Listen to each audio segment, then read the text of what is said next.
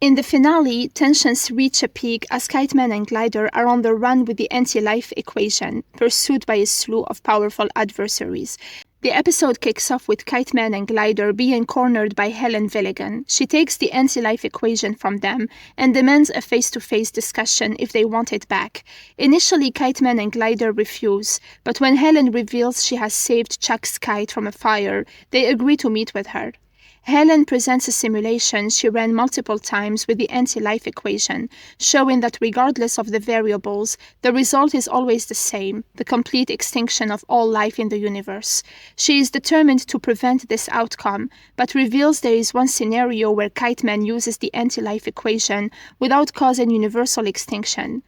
Though she doesn't understand why, Helen warns them that Lex Luthor wants the equation to kill Superman, but he's unaware that it will destroy everyone. She also mentions that Darkseid is hunting them. Helen returns the anti-life equation and urges them to take action. Meanwhile, Bane expresses a desire to travel back to the 1980s to find Goldilocks. Kite Man, Glider, and their group are surprised to discover that Noonan has a basement he calls the War Room, where they gather to strategize. Goldilocks meets Princess Rebecca Chen and is captivated by her beauty. She lets it slip that her daughter is on the run with the anti-life equation. Darkseid tracks down the chip but discovers it was torn from Cheshire, leaving him without a means to track Malice and the anti-life equation. Infuriated with Brendan for guaranteeing that the tracking chip could never be dislodged, Darkseid decides to confront him. As punishment for breaking his guarantee, Brendan is sentenced to serve Darkseid on Apokolips for eternity. Back with Kite Man and his team, they discuss the anti-life equation and the impossibility of destroying it.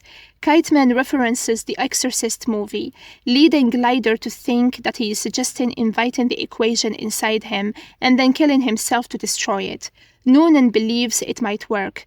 The group votes for Kite Man to be the one to take on this task, but Glider objects, not wanting to lose him. Kite Man gets emotional and on one knee asks Glider to be the one to kill him. Overwhelmed, she agrees, saying she'd rather die herself than live without him. They take the briefcase and leave. Goldilocks tells Rebecca about Glider and the anti-life equation, and Rebecca later reads in the paper about Darkseid holding choir auditions. Goldilocks then returns to Bane. Malice is brought before Darkseid, insisting she never lied to him. Although Darkseid knows Kite Man and Glider have the equation, Malice reveals that Kite Man plans to destroy it using Exorcist rules. The sad thinks this might be effective.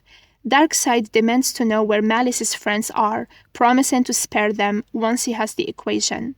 Kite Man and Glider head to the rooftop for the final act of the plan.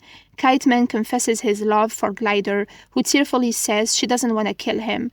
He opens the briefcase, and as it starts to reveal words slowly, Luthor and his goons arrive to seize the anti-life equation.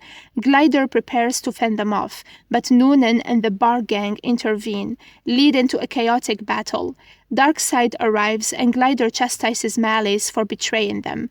Malice explains she did it to protect them. Darkseid approaches Kite Man. Just then, Helen Villigan appears with her robots, attacking Darkseid, but he defeats them all. Kite Man continues to read the equation, while Glider fights Darkseid. Just as Darkseid reaches for the briefcase, Rebecca Chen arrives to aid her daughter, having traveled through time upon learning of the peril. Rebecca snatches the briefcase and escapes through the fairy tale book. Darkseid commands his goons to retrieve the book, but Bane intercepts it and throws it to Gus, who is revealed to be Martian Manhunter in disguise. He praises Kite Man and Glider for neutralizing the threat. Glider embraces Kite Man, relieved he is alive. Noonan and the others are stunned that a shape-shifting superhero was pretending to be Gus. Darkseid laments having to spend another millennium searching for the briefcase now that Martian Manhunter has it. The real Gus shows up, explaining he was working a shift at the old fulfillment center. Glider admits she wasn't gonna kill Kite Man and wonders whether her mother's appearance was to save her or obtain the anti-life equation. Kite Man reassures her that her mother loves her. The episode concludes with Martian Manhunter flying away with the fairy tale book. A scene shows Rebecca Chen wearing a crown and addressing her fairy tale demons about their plans to destroy worlds. She asks the gingerbread man if he is with her, and they all affirm their allegiance. Kite Man and Glider fly off together, and she asks him what the anti-life equation revealed. He responds, blue skies ahead. They confess their love for each other, share a kiss, and fly off into the horizon.